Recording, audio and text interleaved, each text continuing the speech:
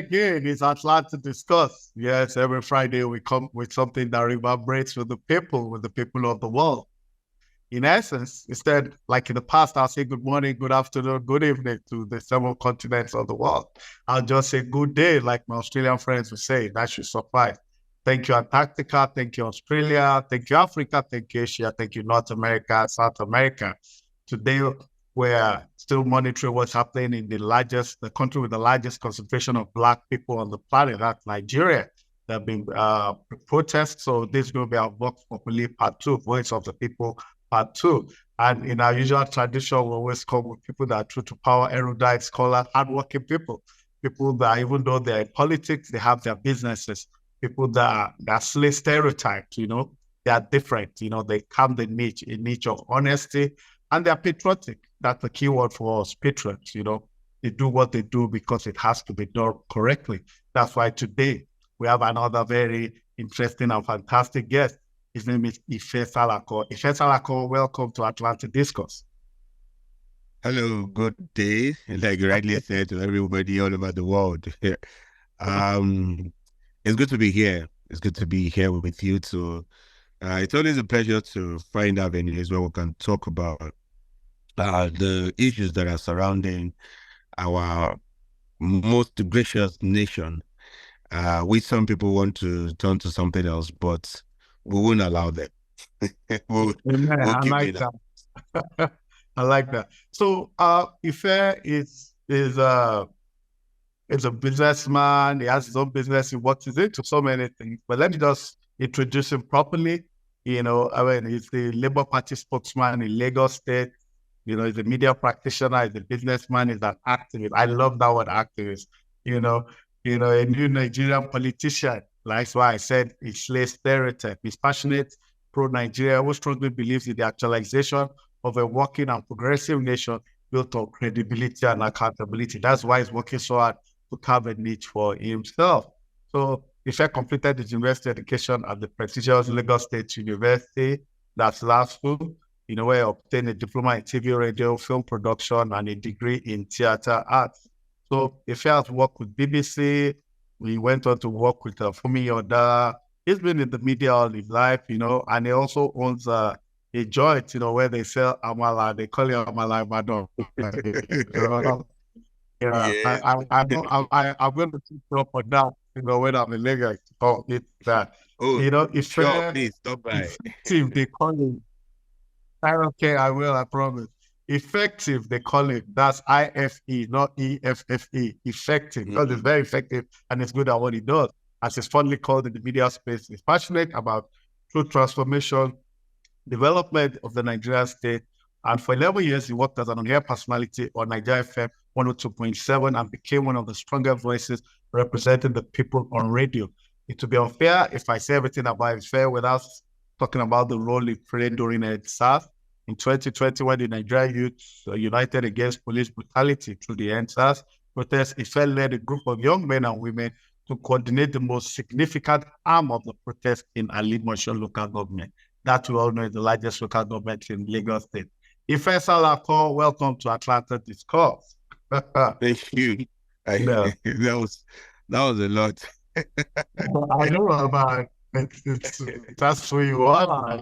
I don't like to downplay, especially when you're a first timer. Subsequently, I might not have to do that because I know I will have reasons to bring you back again. Nigeria is on the verge of so many things. So we like to talk to people at the center of everything. Yeah. But my first question to you, because here we just go for the juggler immediately, no time to waste. Do you think the protest has been a success so far?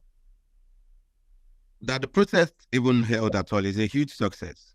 That people came out to protest is a huge success.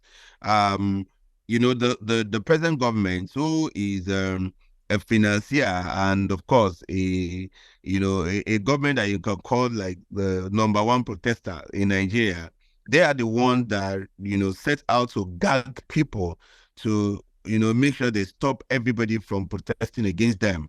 And they went on that there was rumor that they spent about 6 billion naira. There are video evidences of people coming out to say, oh, I got 10,000 naira on my street, I got 5,000 on my street, I got XYZ amount on my street. by some, representative of the ruling party, giving this money to them to stop them from coming out to protest, to express themselves.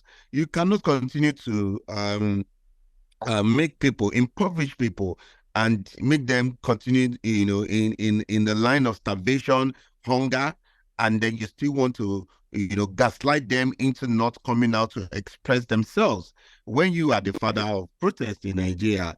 So that people came out at all to prove to these people. I mean, and of course, you also want to put into consideration the fact that a lot of their, you know, thugs, the cartel of their thugs, threatened people openly. Even some government officials, threatened people, both on Twitter and, otherwise, telling them that if you dare come out, we're going to deal with you, and so that we find people who were courageous enough to step out on the streets and to tell them that you cannot stop us from expressing our civic rights and our civic responsibility, because it is the right of everybody to protest, or anybody to protest when you are not happy, when you're not satisfied with government's activity. So if you want to take that right away from people and they're able to come to you and tell you to your face that you cannot stop us from doing what we have our right to do,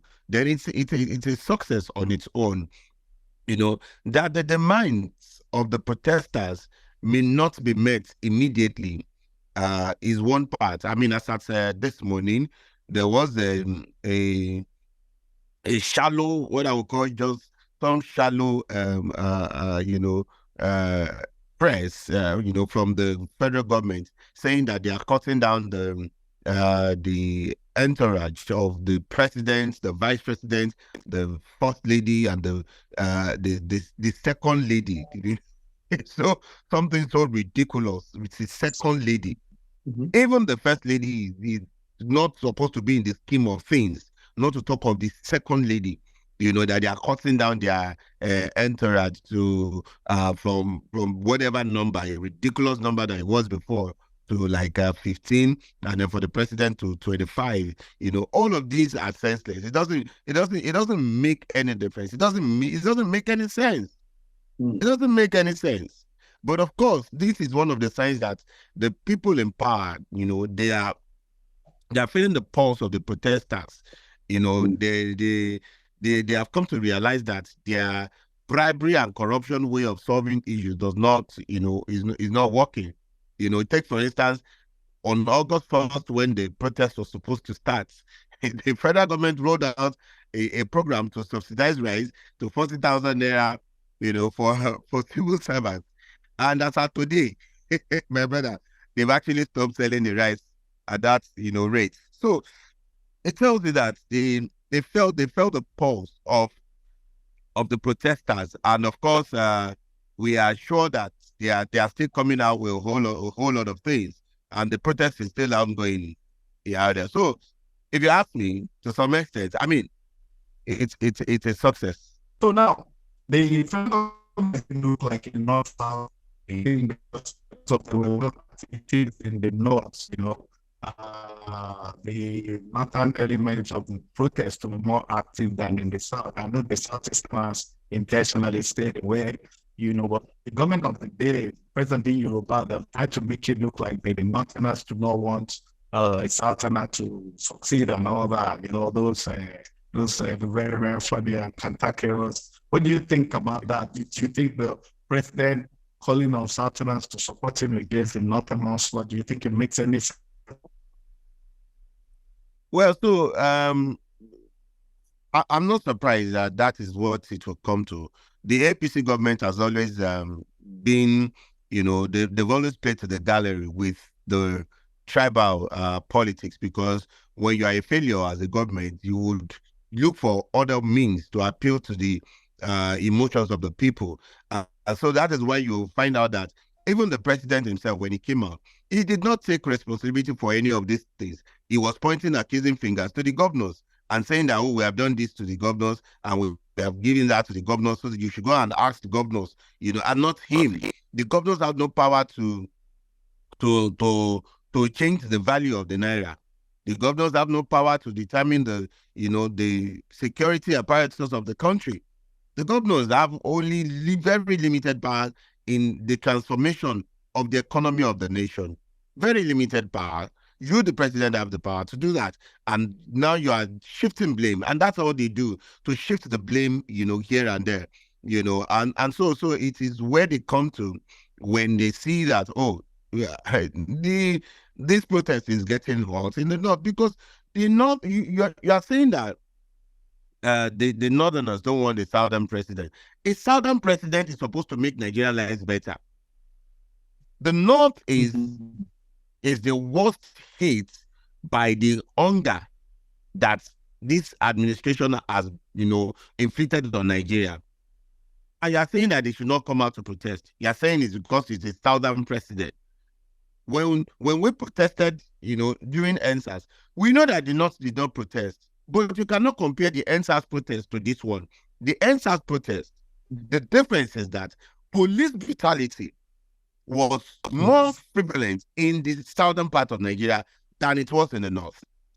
So when we came out, during the 2020 protest against police brutality, the north they were not in sync. They didn't really feel the pulse of what we were feeling in the south. We were the ones that had seen our brothers and sisters that had not committed any crime, that had been shot in broad daylight by policemen. And so in the protest, yes, was more prominent. But it has its own ethnic and tribal coloration at the time. But this particular one, this is hunger protest. The North are, they are feeling the hunger more than the southern parts of the country. That's why they would protest more. This has nothing to do whether with a southern president or whatever president that is there. It has nothing to do with it. Are you telling me that the whole of Tinubu's cabinet, are there no northerners there? There are northerners in his administration. There are northerners in his cabinet. So what are we saying? The North is angry. The North is hungry, and they are protesting. Absolutely. Let me put this to you. You said something that APC government will not surprise you what is happening. Why are you not surprised that Nigeria is upside down when APC came in? I mean, we don't have to be diplomatic about it. Nigeria is actually upside down. The debt ratio, the economic indices are abysmal. Our ratings as the top economy in Africa is not there again. We're competing with Togo, Benin, Ivory Coast, people that were far from us. And yeah, it's true. I mean, I was talking to, I've seen a lot of Africa. So, I'm intentional about cultivating friends even across the sub-Saharan continent, So I was speaking to people, I've been speaking to people all over the continent. And one of the things I was told is that all the artisans that leave Togo and Benin to come and work in Nigeria as plumbers, bricklayers, or what have you, they are going back home because the CFA now has more value than the Naira. I'm telling you this story because when I said it's abysmal, you laughed at, Sometimes it's really that bad because CFA, I never thought in my lifetime that the CFA will ever have more value than it. It's just unbelievable. I've had cases that I have to go to Cotonou for a weekend, drive to Accra, go to Lome and all that, be to Abidjan, and when we load Naira in our pockets, we know we're millionaires when we get to the other side. But right now, it's good. But my question remains this. Why are you not surprised that the country is upside down? Why would one be surprised? Why would you be surprised? The man who brought the former president, who printed 21 trillion naira, all in the name of borrowing, and did not use it for anything significant. The man who defended this administration all through the time of the administration. The man who came out to tell you that at the end of this administration, if you vote for him, he's going to continue the legacy of this former person. The man who said openly that he is going to widen the tax net and slow down the economy. I was thinking about that statement again today, just today, and I was wondering that the people in that hall, did they understand what he was saying to them At that time. at the time? Apparently, they have no idea what this person was saying. And of course, so this man who said go out there and grab the power and snatch it, and then he has snatched it now, and then you expect him to perform different nothing. See, the Tinubu-led government in this country can never, it's not a cause. I love Nigeria more than anything. I'm wearing the Nigeria jersey. I love this country. And the reason I'm still in Nigeria is because I love Nigeria, because for everything that anybody needs to leave Nigeria, God has given it to me. But I want to be in this country. I want this country to work. So Tinubu cannot love Nigeria more than I do, right? So, but it is a fact that Tinubu cannot make Nigeria better. So I've given up already. I know for a fact. And the reason is simple. When in the time of the election, somebody asked me that, what has this man done? Why don't you like him? I said, it's not about him. It's not that I don't like him. He has tried for himself politically. He has tried for himself in, other ways. He has his baggages here and there, But the fact is, his personality is what Yoruba called Buje Budanu, or chop I chop. Chop I chop. Yes. So it is. He has the mentality, the ideology of, as long as I'm eating mine, you are eating yours. Everything is fine, and no country moves forward. No country develops. Not even Nigeria, that is at the brim of economic breakdown, can survive on such a mindset of a leader. Because whether you like it or not, leadership is about mindset. What is your ideology? What are your your perspectives of life? The president's number one duty is to make decisions, is to decide whether we should go A or we should go B. And when this person, his mentality, his ideology is tilted towards some sort of, corrupt and overtly useless ideas, you cannot expect such a man to now make the right decisions on behalf of the nation. It is impossible. So I have seen all the antecedents. This is somebody that was the governor of Lagos State for 8 years.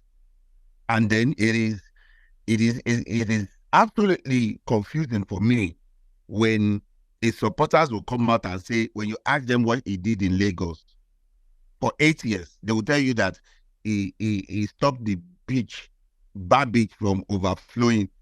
that doesn't make sense. You were the governor of the richest state in Nigeria. There is not one major infrastructural project that he executed all through his term. And there is no major road, no major school, nothing major to show. Oh, of course, he did some roads that maybe a governor in Borno or in Zamfara or maybe in Enugu could have done and do better at the time. There was nothing exceptional to show. As a matter of fact, the simplest of it all, there was not one bridge, pedestrian bridge, not one that was built by this man that they claim he built Lagos. And you expect him to become the president and start to perform miracles. It is impossible. Absolutely impossible. Because, and one of the things he's been able to do is been able to create some funny narratives for himself. And he has the power of the media that is used in selling these narratives to gullible people who buy into it. One of them is the fact that in 2004, this was like after his first tenure, his second tenure, right? He went to create 37 extra local governments in Lagos, making the local governments 57. The original local governments were 20. And this became an issue between himself and the then president, President Olusegun Obasanjo.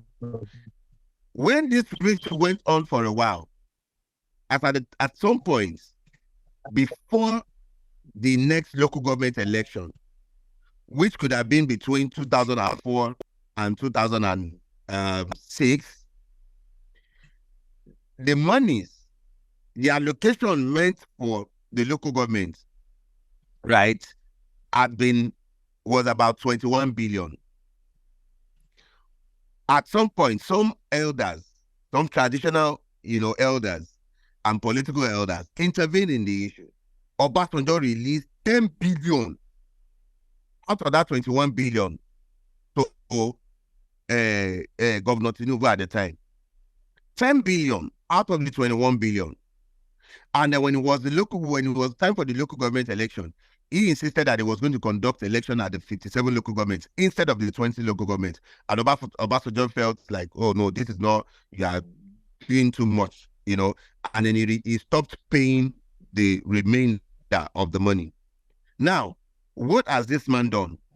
He went to create a narrative to make it look like all through his tenure, he did not get a dime for the local government, for running of the local government. He did not get the local government allocation in Lagos. And so he would tell his people, oh, it's Obasanjo that did not allow him to perform. Obasanjo did not give him money. He was collecting state allocation. IGR was going. And he could not do anything with these monies. With the state allocation, the internally generated revenue, inclusive of all the local government money that came in his first tenure between 1999 and 2003. In 2004, that was when Obasanjo held back some of the money and eventually gave him another 10 billion. These are the things that he does not tell people. He just lie that, oh, Obasanjo did not give him money. So even if Obasanjo did not even giving him a dime, the state allocation was used for nothing. Not one bridge, not one major infrastructure in the whole of Lagos. This is the man that you all are expecting to make Nigeria better? No, now. It's impossible. So if I say I'm not surprised that this is happening, I am not. I am not in any way surprised. As a matter of fact, it's even I'm surprised that it's not even worse than this. That's my own surprise. Interesting. Well, like I said, it's a discussion, and just to buttress some of the things you said, when you look at the mega cities in Africa, the Joburg, the Cape Town, the Durban, the Kairos of this world, they all have major. I mean, Lagos should be in those leagues. I don't think there's any road that the third by government of Lagos that have 4 lanes, as in 4 lanes on the right, 4 lanes on the. I've not seen anything. I don't know how much Lagos State generates internally now, but I can tell you that the last time I checked, it was about 60 billion per month. So that does not reflect on the ground. It doesn't matter what anybody has to say, So another quick comparison, the metro line in Addis Ababa, Ethiopia, it's almost, I think it's about, 100 kilometers or something, some very, very long length like that. Now, what you have going on, they're doing is a monorail, not a metro line. Now, the cost of that metro line in Addis is still cheaper than the monorail they are doing in Lagos, that kind of thing. So just going to show, the metro in Addis has been completed, it's been completed and with a lesser amount, and the monorail is not completed and the price is, out of the road. So I agree with you to a very, very large extent that these are the issues that we have with Lagos. But let me put this to you. One of the things that the government have said in the past is that your principal, Peter Obi, and Labour Party were the ones behind the protest. I mean, you can speak for Lagos State. Is that a fact? Do you know about the protest in any way? I mean, the Labour Party, as much as I know, has nothing to do with the protest. This is hunger protest. So these are Nigerians, ordinary Nigerians who are angry, who are hungry, who are out there on the street. It has nothing to do with the Labour Party. It has nothing to do with His Excellency, Mr. Peter Obi. So, but again, if they are not blaming Peter Obi, they will blame the Igbos. That has always been the APC approach to everything. And then of course it, it is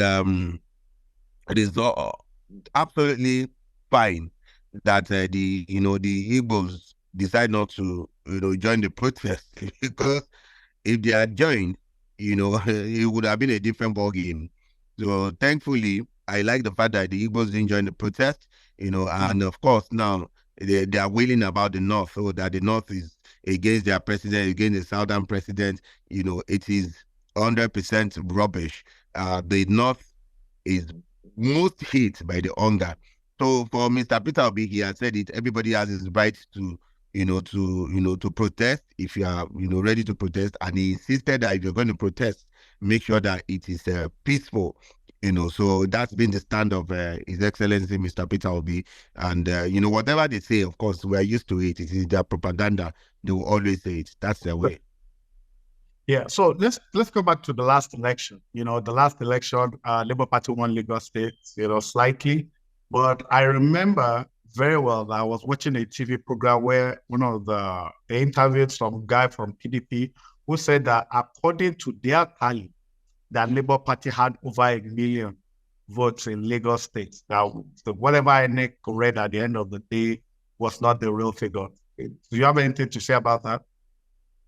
Oh, it was obvious that Mr. Peter Obi won not just Lagos, but the general election, with a landslide, not even something close to what was declared, but the problem was, I would admit here that, some of the structure that was on ground was not strong enough to, at the time, to defend the votes at all levels. So a lot of people were moving into the Labour Party at the time, and there were so many discrepancies here and there. So that's why they were able to, get away with some of the state's results. But then we are more than prepared now. The Labour Party is stronger now with a well, structured, body across Nigeria. So that is not going to repeat itself in any way. Mr. Peter Obi won the 2023 presidential election, and we all know it, but then we know what played out, and it will not repeat itself. Yeah, I'm talking to some people I in the Labour Party. I mean, Ife Salako, I'm sure you know him. I spoke to Aki Oshito one day, both shared the same thing you're saying, that they won. They were even giving empirical evidence about switching off the IRM and all that. But the question is, like you rightly said, with benefit of hindsight, what do you think will do better this time around? You mentioned some mistakes. There were influx of so many characters and all that. The organization was a bit lackluster and all that. But with benefit of hindsight, what do you think we have done better? I'm going somewhere, so there's a reason why. What do I think the Labour Party should have done better in the last election? Differently or better, yeah. Oh, I mean, that you have those logistics issues, but with benefit of hindsight, looking back, looking at the way the country did, do you think one or two things should have been dealt with differently?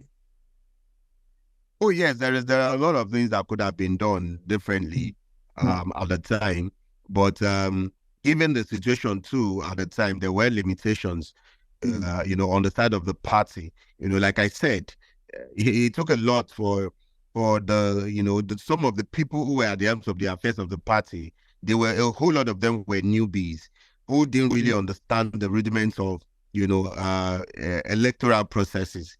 And if we had known better then, or if some of the hands were enlightened, in the electoral process, maybe it would have been different. I mean, for some of the things that were done, we even got some of our agents in late, submitted some of the agents list late. And all of this was not, they were not, they were just inevitable, given the situation again at the time. So, maybe from the organization of the party itself would have been done differently, and of course, the results should have been defended, to a large extent, and there are so many things that could have been done. Some of them I don't even want to talk about it. So, like I said that's somewhere I'm going. So I'm sure you listened to Kenneth Okonkwo's interview recently. When Kenneth Okonkwo said that, Obi is a good man. He has a lot of respect for him, but they believe that the approach should be more radical. Do you share Kenneth Okonkwo's views, or you don't agree with it? Absolutely not. I don't share the view at all with Kenneth when it comes to being radical.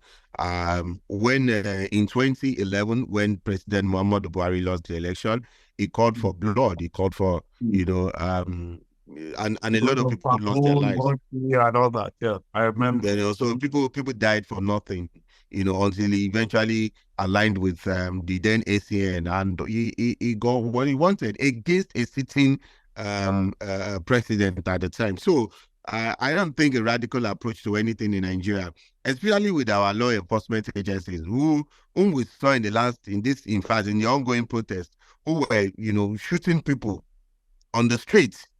So I don't want anybody to waste his life for Nigeria, or for anybody, or for election in this country. I want a peaceful process. I want us to have a strong system that can hold everybody to their actions. So people that rig election, I mean, there are video evidences of people who rigged Rivers State election in favor of Tinubu under the instruction of Wike. Video evidences. The man who said it till today, nobody is questioning him. The Wike that was, allegedly accused is a minister of the FCT. The person that they rigged the election for is the president of Nigeria. If I go out now to go and say, oh, I want to fight, they stole our, and they shoot me, I will die. These people will still continue to enjoy. If we have a system and a process, and our law enforcement agencies are doing what they're supposed to do, everybody will sit tight. So, if it's about Kenneth Okonkwo's approach, Peter Obi is never like that. Peter Obi is not a snatch it, grab it person. Don't forget that Kenneth Okonkwo is coming from the APC, and it is their own ideology there. It is their approach. It is the same political toggery approach, that he wants to come and, infuse into the Labour Party, and it's never going to work. The Labour Party will be civil, will be lawful, and would make sure that we build and we fight for a system that would work for every Nigerian, not the system that would take the lives of Nigerians all in the ambition of one person. No, we are not they're not in support of that. So is Kenneth still a member of the Labour Party? So he claims that he's still a member, or that he's looking for a new path. Whichever one, we wish him all the best. Interesting. Okay, so I noticed that in the Senate, the lower and the upper house now, where the two frontliners, people that have confronted the powers that be, are from PDP. That's Undume, and I can't remember the other guy that was suspended. One will expect that Labour Party senators and congressmen will have shown at least some flashes, if just textural, maybe not foundational, but I mean, for example, I felt that Victor Mayor, for example, should have showed more panache, style, more vibrancy, so to say, in the scheme of things. The country, I say it all the time, is battered almost beyond repair. We're not the obedient, maybe not the Labour Party, the obedient are more of the opposition, especially among the Gen Z, what at least online and everywhere. And we know the youth element in Labour Party hold the ace also. And if not for them, probably there won't be any opposition talking to them. But in the Senate today and in the lower house, as House of Rep and Senate, there'll be more active opposition from PDP. Why is Labour Party, quiet? I mean, for the first time, I will admit that I am actually disappointed in a number of our, senators and House of Rep members.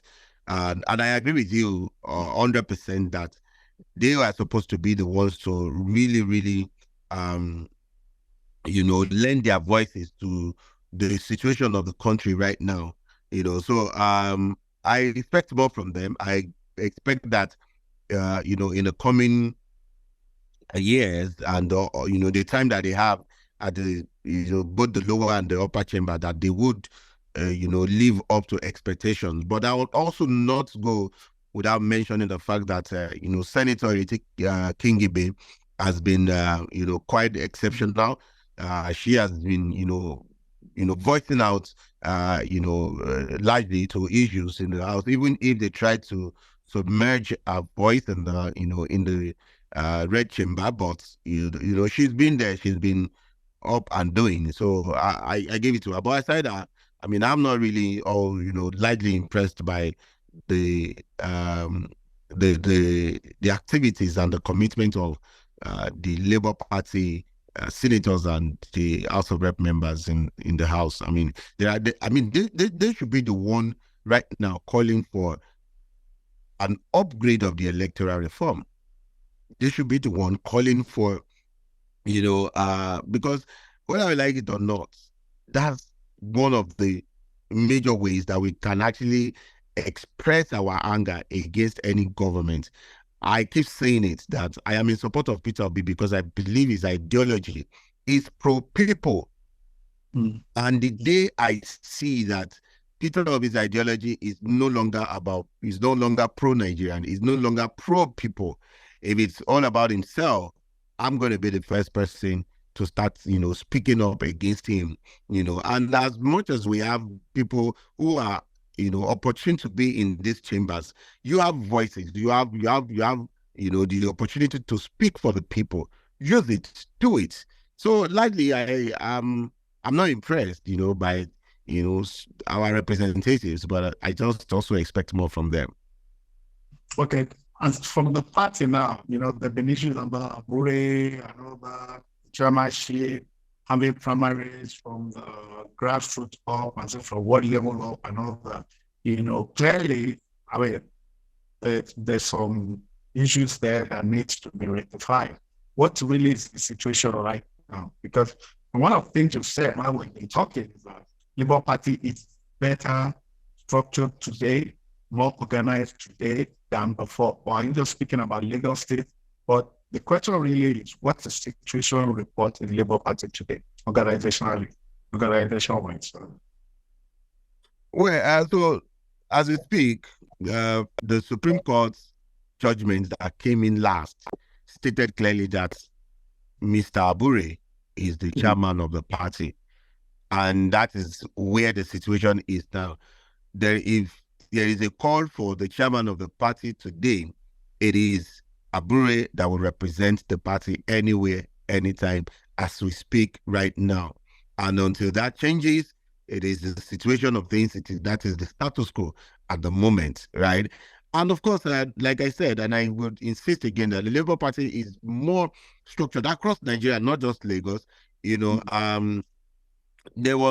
was a party that they barely have a local government, chairman, or even some state chairmen were not, visible before His Excellency Mr. Peter Obi came to the party. But today, all the states, across the federation have their, state chairman, the local government chairman, the ward chairman, everybody intact. So if there is any move, today by the Labour Party, for the federal, we know that we have our people on ground. So the structure is there, to get the party going. That's it. Okay, so as it stands today, there was some negotiation between the Nigeria Labour Congress, which of course the parent body of the Labour Party. Do you think, in your opinion, do you think the NLC, do you think they handled the wage negotiation well, considering with the best they could get was 70,000? Do you think they handled it properly, considering also the level of poverty in the land? Well, on a very personal note, I am not a believer of wage increase. Okay. I am a believer of reduced inflation. So, for example, inflation in Nigeria, food inflation in particular, has gone to about 400%, right?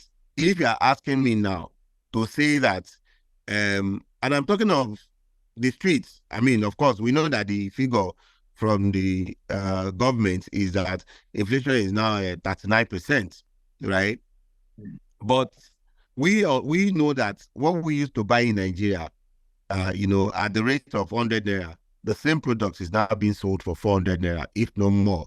So, you can't say that, oh, for me, that I'm earning 30,000 naira before, and now what I'm buying for 100 naira is now 400 naira, and you're telling me that I want to give you 70,000 naira.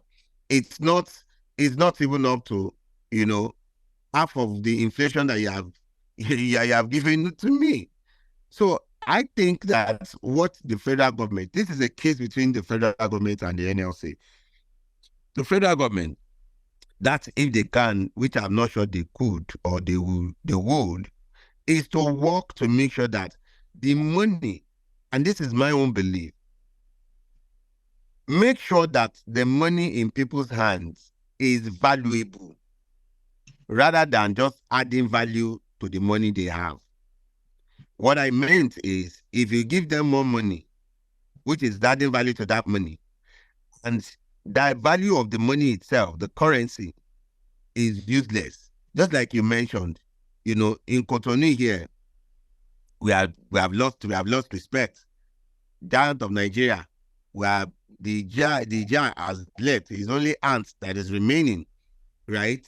So if we keep giving ourselves, if you pay an average Nigerian, as of today, the least money anybody should survive on in this country today should not be less than 300,000 a month. If we want to go by the present situation of this country, the least person in this country should be getting at least 300,000 naira, at the end of the month. That would be somewhat sustainable. Anything below that, it is poverty. So 70,000 naira is not going to change anything, right? It's just, okay, maybe a bit, but it's not insignificant. And the problem is that I will be bedeviled to say that I want to ask that NLC should go and ask for more money. From which government? This government that has borrowed the future generation of our people? This same government? Where would they get the money? The government at NNPC is borrowing money to pay salaries. NNPC. Nigeria NNPC is borrowing money. Aramco in Saudi Arabia is declaring about $60 billion profits. The Nigeria NNPC is declaring loss and borrowing money. There is something wrong with us. There's something fundamentally wrong with the people that are the heads of affairs of this country.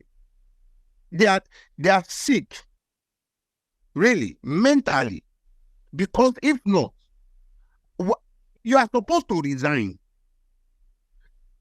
If I am, say, Minister for Petroleum, and I am seeing Saudi Arabia declaring $60 billion profit in 6 months, and I am running the same corporation into a loss, If not that I am sick upstairs, I know that the best thing for me to do is resign. I'm not supposed to be asked to.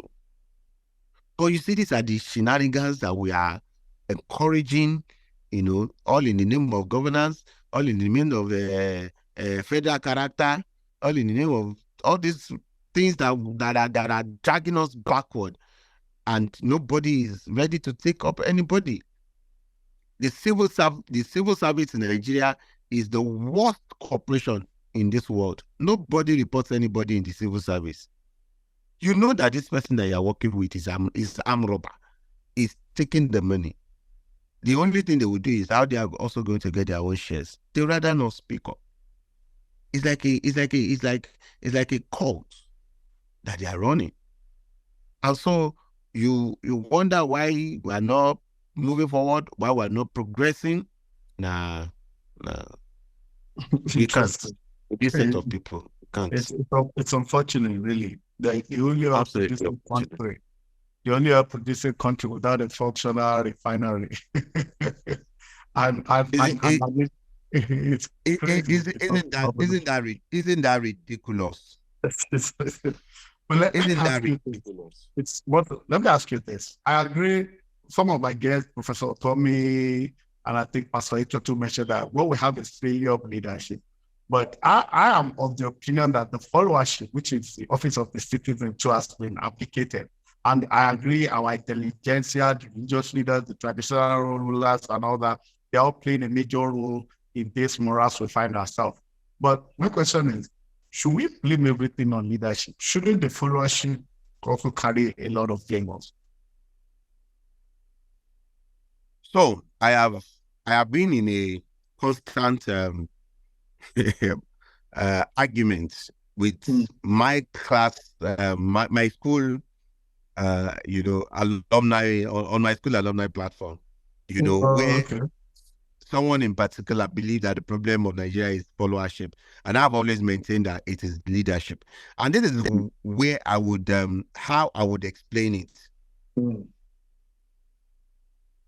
When I was growing up in Nigeria, I go from place to place. I was living in a place called Ojo. My dad, who is a polygamous man, was in a place called Bariga. So I traveled from Ojo to Bariga every now and then to see my father. And I remember that we used to admire the police as young, children. And we run after police on my streets when we see them in uniform. Olokpa. We're happy to see them. And how did this change? When I was traveling in transit every now and then, at some point, I began to see policemen on the road taking bribes, asking for monies. They started with 5 naira, 10 naira, and it got to, what they call shandy, the 20 naira at the time. And, they would shamefully put their hands behind them, without looking there, collect the money, and just move. Right. So this was how the whole thing started. One particular day, somebody was courageous enough in a mode way. You know what it is, right? Mm-hmm. The big boss. So somebody was courageous enough to speak to the policeman that collected, the bribe on the road. And the man turned and faced the man, the one that spoke inside the bus, and said, listen, go Abuja, go tell them where they collect their own for there. Me, now here I they collect my own. Wow. I did not understand the depth of what this man said until later in my, adult life, that I was opportune to speak to some policemen. And then they said to me that, my brother, when this politician, they thief money, who you think say they first know? When the politicians are embezzling money, who do you think gets to know, first? It is policemen. They are their ADCs. They are their security people. They are the one who will sit in the car with him, with the politician. When the politician is telling his friend, we don't move 200 million, I will send you your own 100. I go laugh. The policeman is sitting in the car. is listening to this conversation. When he alights from that car, he's going to meet his colleagues and tell them that, Oga don't move 200 million today. Yeah, and the allergy. So they don't share out 100 million.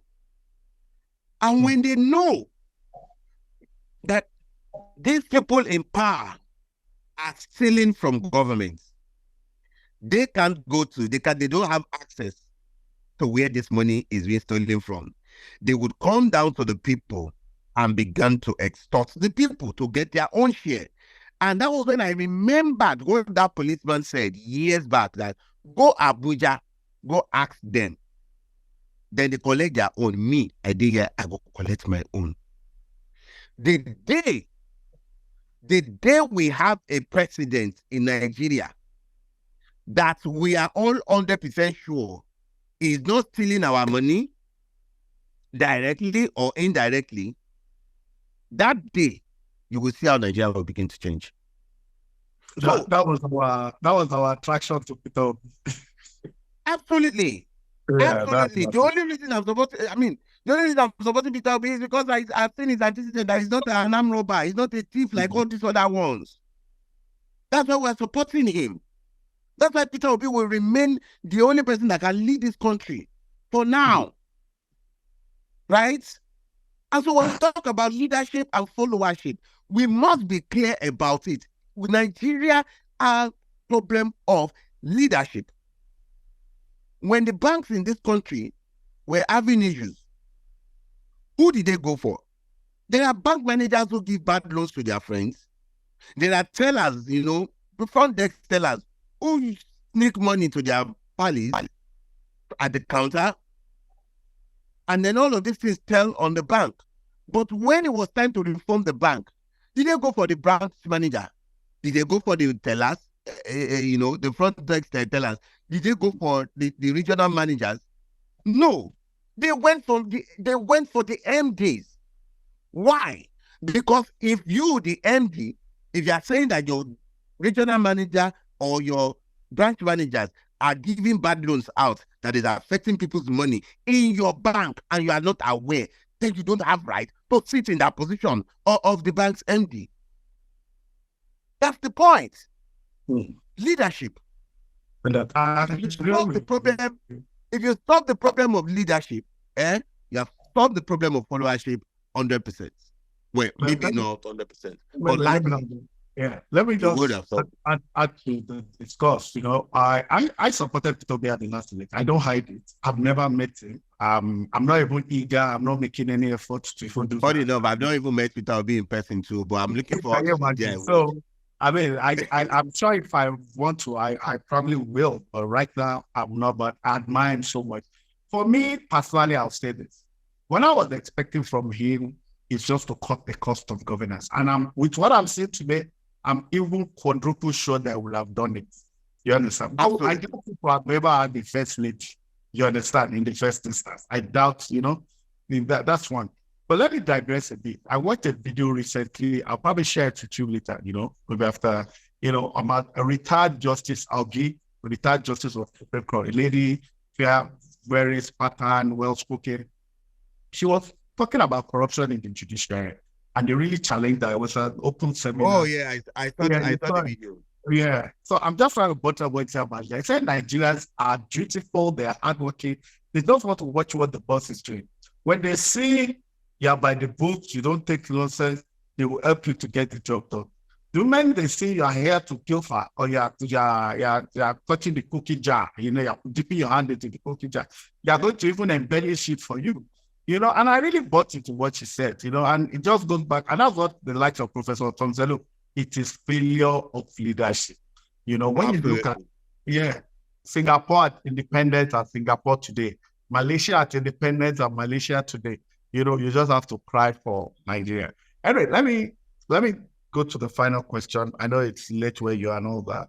I'm talking about institution. We need very, very strong institution, Constitutionally, I don't think there's anything wrong with the Constitution. I think it's just a function of implementation and all that.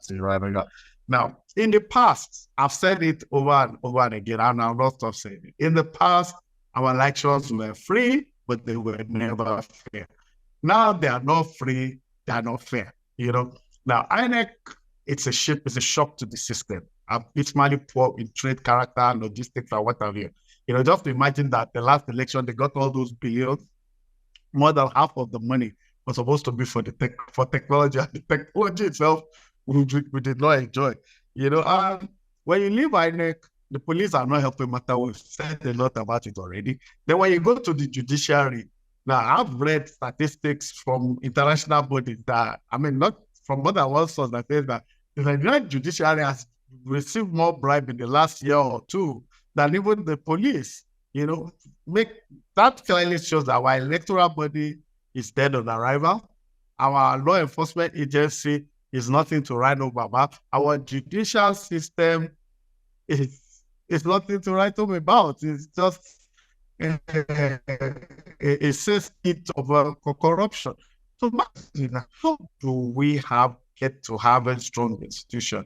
I believe when people have a good leader, but how do we ever get a good leader where elections are not free and fair? And I also think, that's partly why the likes of Tinubu are not going out of their way to get things done, because they know the result will come. We just write it and announce it. How do we get to have strong institution? That's my question. Well, so it is always the case of which comes first, the hen or the egg. Are we going to get the leadership first before we have the institutions, or we're going to have the institutions before we have the leadership that we hope to get for Nigeria? But my own thing is that this institution is going to be amended, built by a leader that has vision. And so, whatever it is we have to do to get that leader, that right leader, into the right place, and then he can now begin to make the institution stronger. Because even in like I was saying earlier, there is no way, when somebody was talking about followership, and then I asked that if I see somebody driving on a one-way lane, driving on the wrong lane, would I just go there and stop him and say, you are driving on a one-way, stop there, and I will drag him out of the car and take him to the police station? I have no right to do that. I don't have the institutional authority to do that. That authority has been given to the police and some other agencies. It is their, So it is when you have the power first, then you can execute. So my own answer is that let's find a way, everything we can. I'd rather, as much as I believe that, every life matters to me and all, but I would rather fight my last blood during election to make sure that the right person gets to the office of the presidency of this nation than to allow the wrong person take that power and then you will not want to fight the person whilst he's there. No. No matter how bad our systems and processes are, our institutions are today, there are still elements of hope. And I will put it to you this way. The electoral process, for example, coming from 1999 is not the same thing as today. All the 1999 election, the 2003 election, the 2007 election, and so on and so forth. Most of these elections were marred with high level of, rigging. The way we can look at it, for example, is that Jonathan, the sitting president, who introduced the permanent voters card, lost election because of that policy. Because there was now a way to look at it and count the, the proper votes. And from there, we have moved to the last election, which, of course, we all agree that it was marred with a lot of irregularities. But what happens in the last election? For the first time, the two-legged race of the presidency in Nigeria became a three-legged race. Initially, before now, when they will announce the winner of the election, for example, the winner is 18 million votes. The second person, the first runner up is 12 million. And then afterwards, the next thing you hear is 5,000, 30,000, 10,000. You know, it doesn't make sense. But for the first time, even after finding a way to cut Peter Obi's vote, you saw that we were able to at least gather over 6 million votes. 6 million votes. What that means is that there are ways now to at least curb these excesses. And we just need to, as they are looking, they say, sorry, I'm a Yoruba man, so a lot of my Yorubaness will come into this thing. They say,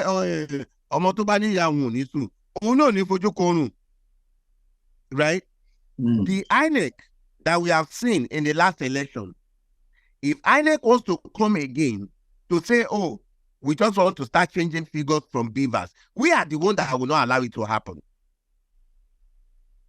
We are the ones that are going to now say, okay, we already know this is your plan. We already know this is how you go about it. Then we go ahead and meet them in the front. We go ahead and put it to them. I am going to be in one of the, you see the 2027 election. Hey, don't joke with it, oh. Hey, don't joke with it, oh. I am going to find a way to make sure that I challenge Mahmood if he's going to be the one. I will come for him online, real life, everywhere to make sure that, oh God, don't joke with our lives again. Don't even try it. And I'm sure I'm not alone in this race. A lot of people are going to let them know. And we're going to strategize and make sure that all those things that they did, all those places, take for instance, the person who is the president of Nigeria today, he lost election in Lagos, he lost in Abuja, he lost in Port Harcourt. Everybody knows that. He lost in Kano, he lost in Kaduna, he lost in Katsina. The KKKs, the Lagos, the Abuja, the Rivers, these states in Nigeria, they are the states that determines who wins the election. He lost all of this. And we know what they did. They went to look at the weaker states and begin to poach them. And they were able to gather one or two numbers from there to give them what they want. This is not going to happen again. We are going to stand our grounds. We're going to make sure that the real result, we are not ready to rig election, but the result of the election, the real result of the election, we would get it. We will bring it out. People would see it. They will not be able to rig the election. That's what we'll do. Thank you so much, Ife Salako. Thank you for coming to Atlanta Discuss. You have spoken very well. We are impressed, and I'm sure nobody is disappointed. You spoke from the heart like a true patriot. We need to defend our vote. Well, that's the summary. We need to defend our vote. Now, the technology, put INEC on the defensive, put everybody on the defensive. Yeah. Yes. We can't suffer for this long and allow it to repeat itself. You understand? Yes. So for Labour Party, whoever is going to run for office under the Labour Party will be better scrutinized than before. And you also the Labour Party won the presidential election. Well, as far as I'm concerned, I have not seen any tally from INEC that haven't showed me how Tinubu came to win that election. So it's fair to say that you might be right to a very large extent. So thank you, Seven Continents. It's a wrap there. We have to go. It's been a very interesting day. You've learned a lot, party politics. Ife is at the front lines, PRA Lagos State, great guy, fantastic guy. I'm sure we'll bring it back again as events unfold, and there's a lot that's going to happen even before the end of the year. Subsequently, the office of the citizen has to be reactivated. Take care. God bless you all. See you next week Friday. Bye. you.